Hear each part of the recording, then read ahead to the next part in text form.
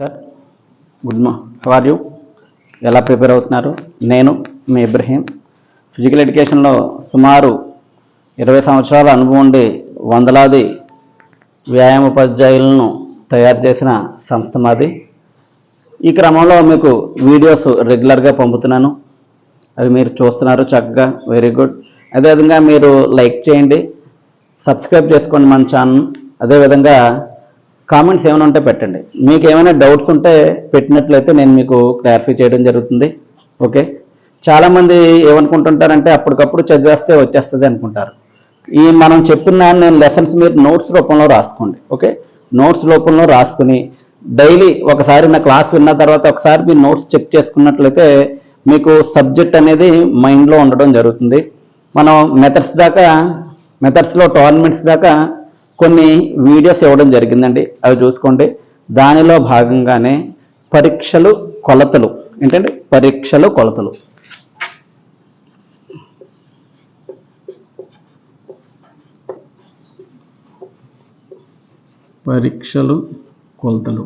Test and measurement.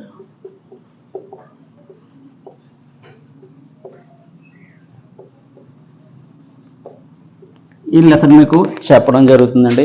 Okay, ఏ పోటీ పరీక్షకైనా ఎవరు చెప్పేదైనా ఒకటేనండి, బేసిక్స్ ప్రాథమిక జ్ఞానం స్ట్రాంగ్గా ఉన్నట్లయితే మనం కాంపిటేటివ్ ఎగ్జామ్లో విజయం సాధించడం జరుగుతుంది. ఓకేనండి, ప్రాథమిక జ్ఞానం సరిగ్గా ఉన్నట్లయితే మనం కాంపిటేటివ్ ఎగ్జామ్లో విజయం సాధించడం జరుగుతుంది.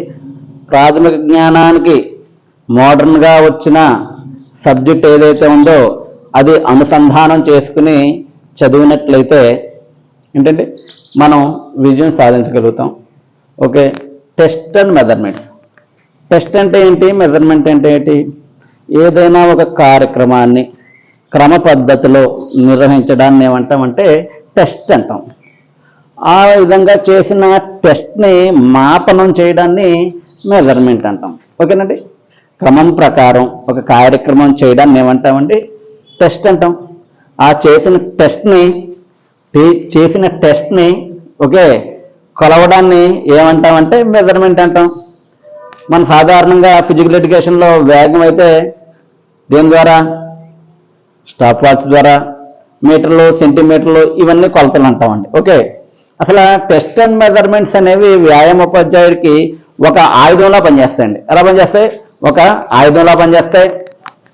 మనకి ఈ లెసన్లో వచ్చేటప్పటికి ఖచ్చితంగా వచ్చి నేను చెప్తున్నానండి, దీంట్లో 2 అబ్రివేషన్స్ ఉన్నాయి.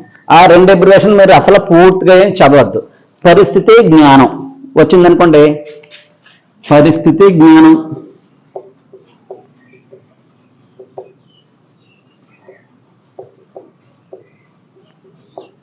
జ్ఞానం, మొత్తం మీరు అబ్రివేషన్ చదవద్దు. పరిస్థితి జ్ఞానం అని వచ్చిందనుకోండి, పిఎం జోసెఫ్.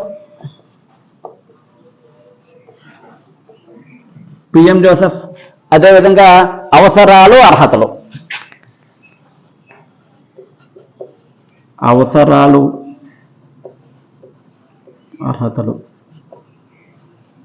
తిరునారాయణన్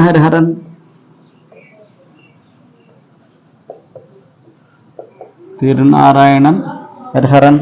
ఓకే, ఈ విధంగా షార్ట్ వేలో చదువుకున్నట్లయితే మీకు ఎక్కువ నాలెడ్జ్, ఎక్కువ డేటా మన మైండ్లో ఉంటుందండి. చాలామంది ఏం చేస్తారంటే ఎబ్రివేషన్ మొత్తం చదివేసి బుర్రలో పెట్టేసుకుంటారు అనుకుంటారు. ఏం లేదు, మీరు ఎబ్రివేషన్ రాసుకున్న తర్వాత కూడా పరిస్థితి జ్ఞానం అండర్లైన్ చేసుకోండి.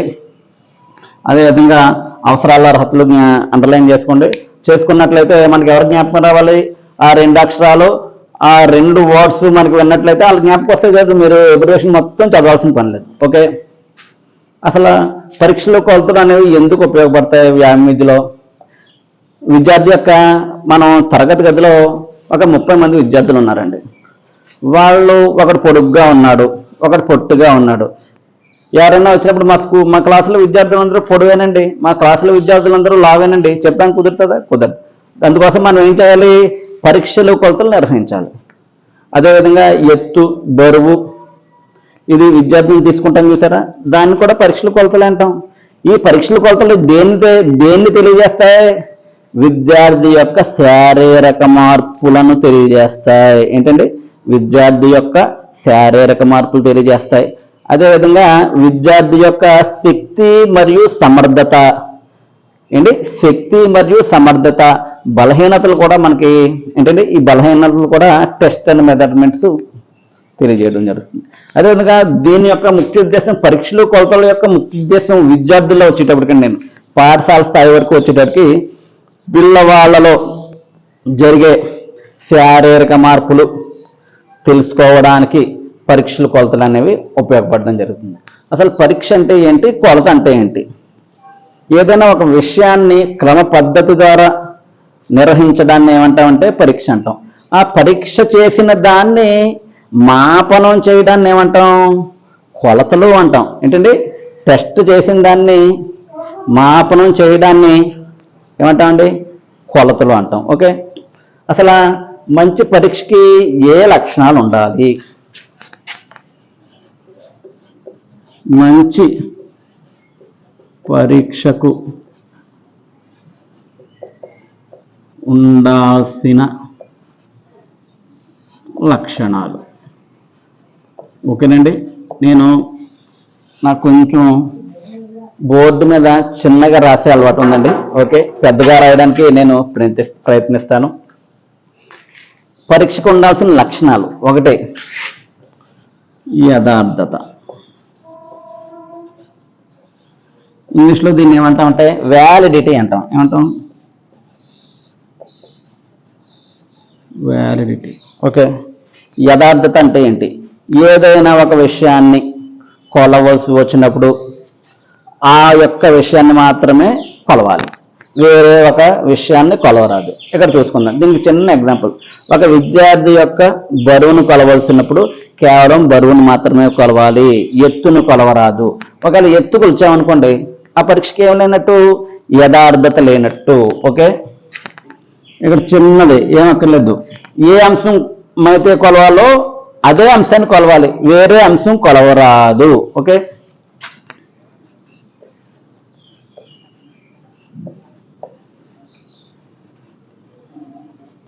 ఏ అంశాన్ని అయితే కొలవాలో అదే అంశాన్ని కొలవాలి, వేరే అంశాన్ని.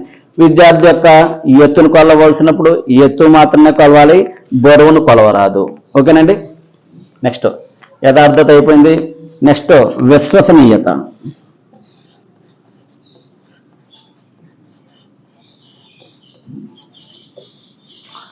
ఏంటండి? విశ్వసనీయత, రిలయబిలిటీ,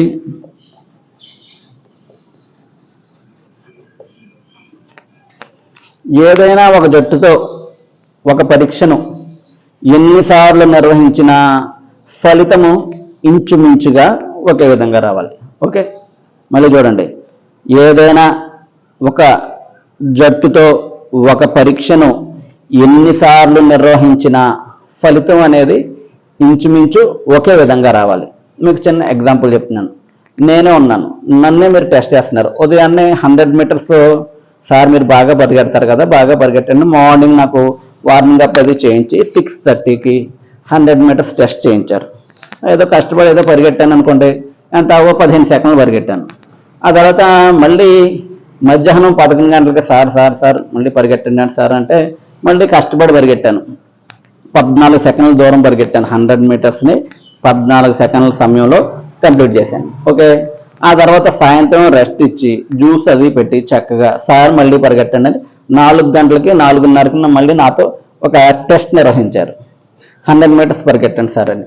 అప్పుడు నేను ఏం చేశానండి, 12 సెకండ్లలో కాల వ్యవధిలో 100 మీటర్ల దూరాన్ని కంప్లీట్ చేశాను. అంటే చూడండి, మార్నింగ్ పెట్టినప్పుడేమో ఒక టైమింగ్ వచ్చింది, 11 o'clock పెట్టినప్పుడు ఒక టైమింగ్ వచ్చింది, ఈవినింగ్ 4:30కి పెట్టినప్పుడు దగ్గరగా వచ్చాయి. అంతే తప్పించి మార్నింగ్ పరిగెట్టించినప్పుడేమో 20 సెకండ్స్ వచ్చి, అదేవిధంగా 11 o'clock వచ్చేటప్పటికి 10 సెకండ్స్ రాలేదండి. అంటే వ్యాయామ విద్యలో లక్ష్యాలు ఎలా ఉంటాయంటే ఇంచుమించు అదే 11. మళ్ళీ సార్ మీరు 15 సెకండ్లో పరిగెట్టండి అంటే నేను పరిగెట్టలేను. ఒక్కొక్కసారి అవ్వచ్చు, ఎక్కువ సార్లు అవ్వకుండా ఉండడానికే అవకాశం ఉంది. అర్థమైందండి? విశ్వసనీయత. ఒక జట్టుతో ఒక పరీక్షను ఎన్నిసార్లు నిర్వహించినప్పటికీ ఫలితం ఇంచుమించుగా ఎలా ఉండాలండి? ఇంచుమించుగా, నేను ప్రతిసారి చెప్తున్నాను ఇంచుమించు అని. ఇంచుమించుగా ఎలా ఉండాలి? ఒకేలా ఉండాలి. అలా ఉన్నట్లయితే ఆ పరీక్షకి ఏమున్నట్టు? విశ్వసనీయత ఉన్నట్టు. ఓకే. 3 విషయనిష్టత.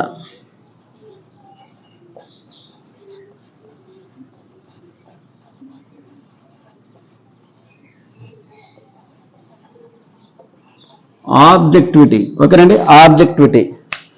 కొలిచేవారు ఎవరైనప్పటికీ ఫలితం ఒకే విధంగా ఉండాలి. ఏంటంటే కొలిచేవారు ఎవరైనప్పటికీ ఫలితం ఒకే విధంగా ఉండాలి. నేను లాంగ్ జంప్ దూకానండి, ఒకసారి కొలిచారు 5 మీటర్స్ వచ్చింది, ఇంకోసారి కొలిచారు, ఇంకొక మాస్టర్ కొలిచారు, మాస్టర్ కొలితే 8 మీటర్స్ వచ్చింది, ఇంకొక మాస్టర్ కొలిచారు 7.5 వచ్చింది. అలా కొలిసినప్పుడు ఆ విధంగా రిజల్ట్ వచ్చింది అనుకోండి, ఆ పరీక్షకి ఏమి లేనట్టు? విషయ నిష్ఠత లేనట్టండి. ఓకే, విషయ నిష్ఠత లేనట్టు. అర్థమైందండి? మళ్ళీ ఇంకోసారి చెప్పమంటారా? ఇంకోసారి చెప్తున్నానండి. ఇందాకేంటి? విశ్వసనీయతలో ఒక జట్టుతో ఒక పరీక్షను ఎన్నిసార్లు నిర్వహించినా ఫలితం ఇంచుమించు ఒకే విధంగా రావాలి. విశ్వసనీయత, విషయ నిష్ఠత. కొలిచేవారు ఎవరైనప్పటికీ ఏంటంటే కొలిచేవారు ఎవరైనప్పటికీ ఫలితం ఒకే విధంగా ఉండాలి. ఆత్మాశ్రయ, న్యాయం మీద ఆధారపడి ఉండకూడదు. అదేమంటాం? విషయ నిష్ఠత అంటాం. నెక్స్ట్ సరళత లేదా సప్రమాణత.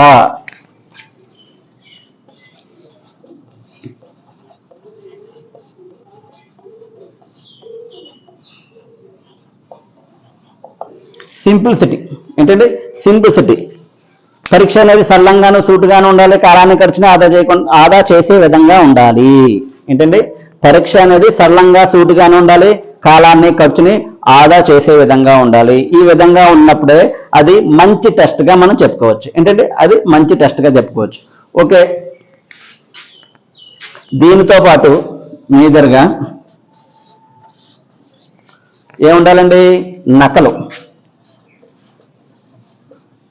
డూప్లికేటింగ్, అదేవిధంగా ప్రామాణిక మార్గదర్శకత్వం. ప్రామాణిక మార్గదర్శకత్వం. దీన్ని మనం ఇంగ్లీష్లో ఏమంటామంటే స్టాండర్డ్ డైరెక్షన్స్.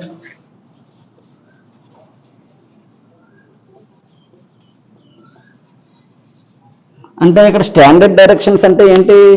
ఒక పరీక్ష నిర్వహించాలన్నప్పుడు అందరూ కూడా ఆ విధానాన్ని పాటించాలి. 100 మీటర్స్ పరిగెట్టమన్నాం కదా అని చెప్పి ఎత్తు పల్లాలుగా ఉన్న రోడ్డు మీద పరిగెట్టేస్తామండి.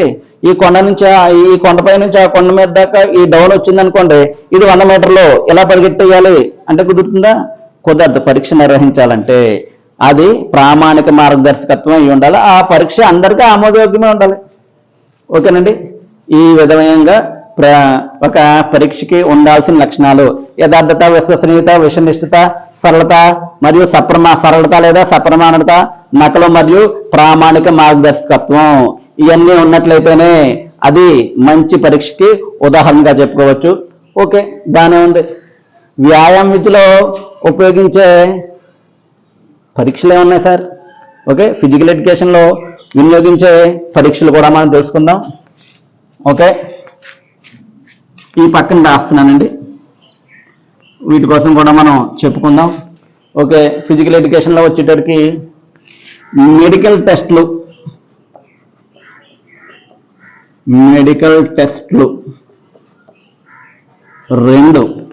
రెండు ఆంథ్రోప్రోమెట్రిక్ టెస్ట్లు.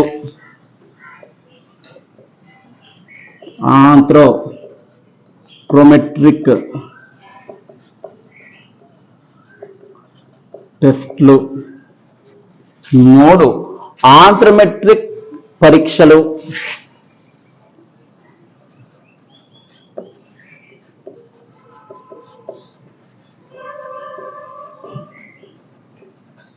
ఇక్కడ మీకు ఒక చిన్న క్వశ్చన్ అడుగుతున్నానండి, వాట్సాప్లో కామెంట్ చేయండి, యూట్యూబ్లో కామెంట్ చేయండి. ఈ ఆన్సర్ మీకు దొరికినట్లయితే దాంట్లో షేర్ చేయండి.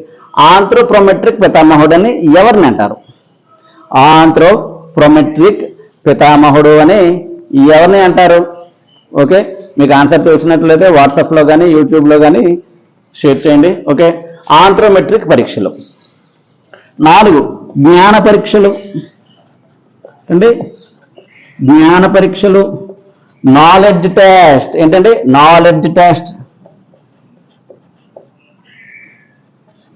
Knowledge test. 5 సాధన పరీక్షలు, అచీవ్మెంట్ టెస్ట్, సాధన పరీక్షలు, అచీవ్మెంట్ టెస్ట్. ఓకే.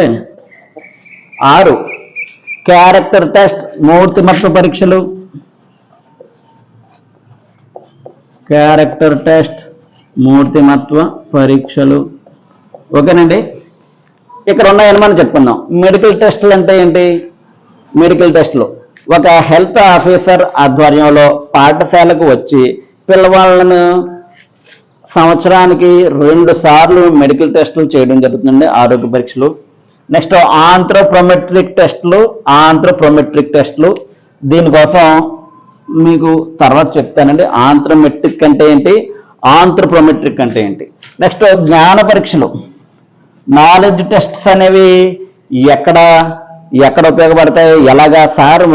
మనం ఉన్నదేమో ఫిజికల్ ఎడ్యుకేషన్లో కదండి సార్ ఉన్నాం. మనకి నాలెడ్జ్ పరీక్షలు ఎలాగా? నాలెడ్జ్ టెస్ట్ అంటే ఏంటి? క్రీడలకు సంబంధించిన పరిజ్ఞానం పిల్లవాళ్ళకు తెలియచేయడం. అదేవిధంగా ఒక మ్యాచ్ జరుగుతున్నప్పుడు ఆ ప్రాక్టీస్ని ఎలా ఫాలో అప్ చేయాలి, ఎలా దాన్ని గేమ్లో యూటిలైజ్ చేయాలి, ఇవన్నీ చెప్పడాన్ని ఏమంటామండి? నాలెడ్జ్ టెస్ట్స్ అంటాం. దానికి ఒక ఉదాహరణ చెప్పమంటారా? మనకి కబడ్డీలో ఓన్లీ ఒక డిఫెండర్ ఉన్నప్పుడు అటు నుంచి మనకి రైడర్ వస్తాడండి. రైడర్ వచ్చినప్పుడు సాధారణంగా మీకు అందరికీ తెలిసిందే, ఇది మీరు కూడా చాలాసార్లు చేయించుంటారు. ఒకే డిఫెండర్ ఉన్నప్పుడు సాధారణంగా రైడర్కే 100% అవకాశాలు ఉన్నాయండి, 99% అవకాశాలు ఉన్నాయి.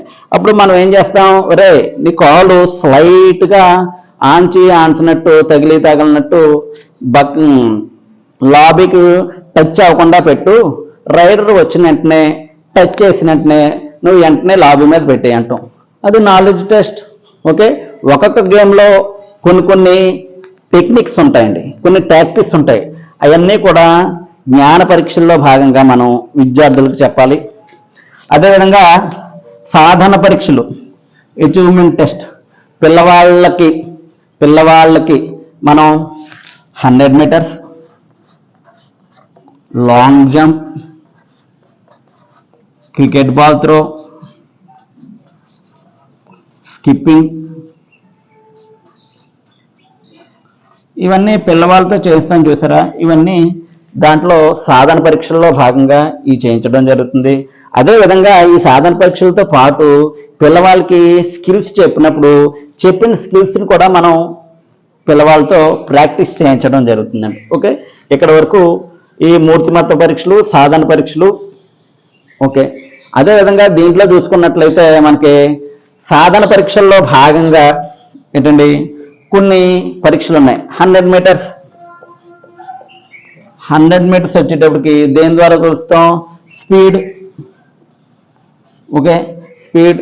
అదేవిధంగా లాంగ్ జంప్, లాంగ్ జంప్లో ఏ క్రియాశీలతలు ఉంటాయి, క్రియాశీలతలు ఏ కాంపోనెంట్స్ ఉంటాయి? లాంగ్ జంప్లో వేగం, క్రియాశీలత,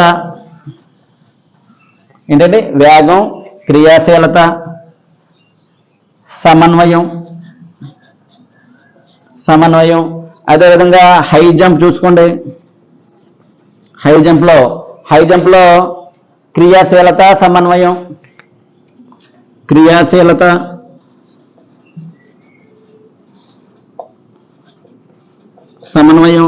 అదేవిధంగా క్రికెట్ బాల్ త్రో చూసుకోండి.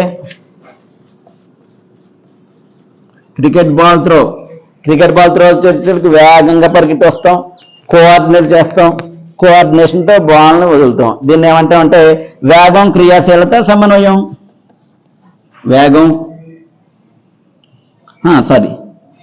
క్రియాశీలత, సమన్వయం. ఓకే. ఇది చూద్దాం సార్. ఇక్కడ క్రికెట్ బాల్లో కూడా ఒక కాంపోనెంట్ ఉండడం జరుగుతుంది. Next 800 metres. 800 మీటర్స్లో వచ్చేటప్పటికి ఇండ్యూరెన్స్. ఏంటంటే ఇండ్యూరెన్స్. ఈ కాంపోనెంట్స్ని మనం సాధన పరీక్షల్లో వినియోగించుకోవడం జరుగుతుంది. అదేవిధంగా శరీర ఫిజికల్ ఫిట్నెస్ కాంపోనెంట్స్ ఏ ఉంటాయి? ఓకే, ఫిజికల్ ఫిట్నెస్ కాంపోనెంట్స్ ఇక్కడ రాస్తున్నాను సార్.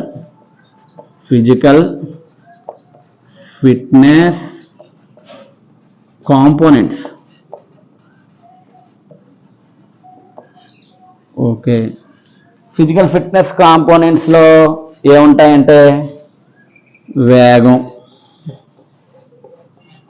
ఆ తర్వాత బలము. నెక్స్ట్ ఇక్కడ మనం చెప్పుకున్నాం ఈ ఏ ఏ ఈవెంట్స్లో వస్తాయో మనం చెప్పుకున్నాం. ఇక్కడ ఏం చెప్తున్నానండి నేను, ఈ కాంపోనెంట్స్ అంటే ఏంటి అని చెప్తున్నాను. వేగం, బలం, సహనము, చురుకుదనము. ఓకే, చురుకుదనము. నెక్స్ట్ సారళ్యము. సారళ్యము. ఓకే, దీంట్లో ఏదైనా నేను మర్చిపోయినట్లయితే మీకు క్లాస్లో మళ్ళీ అటాచ్ చేయడం జరుగుతుంది. ఓకే సార్, వేగం అంటే ఏంటి? ఏదైనా ఒక పనిని వేగంగా చేయగలిగిన సామర్థ్యాన్ని వేగం అంటాం, అది మనకే తెలిసిందే. బలం, బలం బలం వచ్చేటప్పటికి వస్తువు మీద ఏదైనా బల ప్రయోగాన్ని చేయడానికి బలం అంటాం. ఓకే, ఈ బలాన్ని వచ్చేటప్పటికి మళ్ళీ static strength, static strength, dynamic strength, dynamic strength, explosive strength. ఓకేనండి, ఎక్స్ప్లోజివ్ స్ట్రెంగ్త్. సార్ ఇవన్నీ చాలా ఇంపార్టెంట్. ప్రతి డిఎస్సిలో కూడా ఈ బిట్స్, నేను చెప్పిన బిట్స్ లేకుండా మీకు ఎగ్జామినేషన్ అనేది ఉండదండి.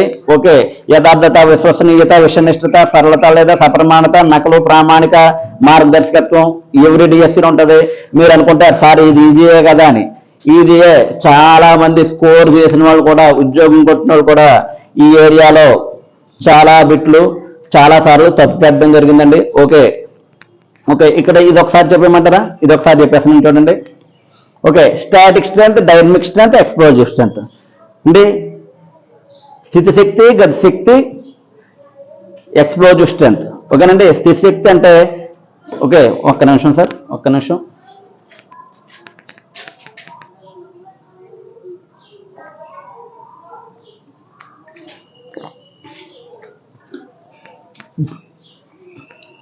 స్టాటిక్ స్ట్రెంగ్త్ సింపుల్గా చెప్పేస్తున్నానంటే, స్టాటిక్ స్ట్రెంగ్త్ అంటే శరీరం యొక్క కీళ్ళు కదలకుండా ఈ గోడను నెట్టుతున్నాను అనుకోండి, ఏం జరుగుతుంది? ఇక్కడ వస్తువు మీద బలాన్ని ప్రయోగించినట్లయితే స్టాటిక్ స్ట్రెంగ్త్.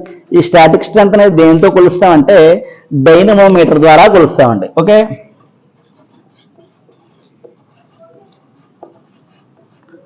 డైనమోమీటర్ ద్వారా కొలుస్తాం. ఇప్పుడు ఇది నిశ్చల బలం అండి. ఓకే, స్థితి శక్తి అని రాసుకోండి. స్థితి శక్తి, దీన్ని ఏమంటే గతి శక్తి. ఓకే, డైనమిక్ స్ట్రెంగ్త్ అంటే రోప్ క్లైంబింగ్.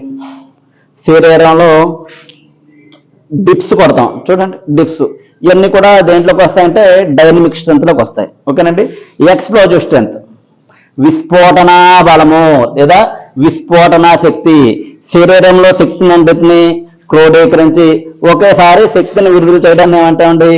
ఎక్స్ప్లోజివ్ స్ట్రెంగ్త్ అంటాం. ఓకే, ఎక్స్ప్లోజివ్ స్ట్రెంగ్త్ అంటే షార్ట్ పుట్ వేస్తాం చూసారా, అప్పుడు ఏం చేస్తాం? మన బలాన్ని అంతటిని క్రోడీకరించుకుని షార్ట్ పుట్ వేయడం జరుగుతుంది. దాన్ని ఏమంటామండి? Explosive strength. ఏకకాలంలో శక్తిని అంతటిని క్రోడీకరించి బలాన్ని ఒకేసారి విడుదల చేయడాన్ని ఏమంటామంటే ఎక్స్ప్లోజివ్ స్ట్రెంగ్త్ అంటాం. ఓకేనండి, సహనం. ఒక పనిని ఎక్కువ కాలం అదుపు లేకుండా చేయగలిగిన సామర్థ్యాన్ని ఏమంటామంటే సహనం అంటాం. ఓకేనండి, ఎక్కువ ఒక పనిని అదుపు లేకుండా ఎక్కువ సమయం చేయగలిగిన సామర్థ్యాన్ని ఏమంటే సహనం అంటాం. ఓకే, నెక్స్ట్ చురుకుదనం.